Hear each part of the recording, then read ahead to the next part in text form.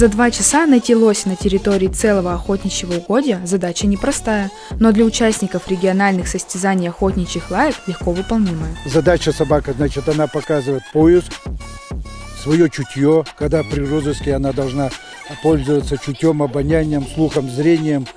И, значит,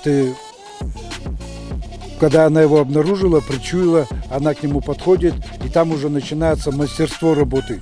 Команда из Удмуртии уже не первый год участвует в различных конкурсах. Охотятся не только на лося, но и на кабана или медведя. При остановке зверя собака должна показать все свои манеры. Эксперты учитывают голос животного, послушание и вязкость, ведь настоящая охотничья собака не бросит свою добычу, пока не подойдет хозяин. Команда из Удмуртии в составе Забоя, Шрама и Тугуяна показала высокие результаты в состязании. Все собаки получили дипломы 1 степени.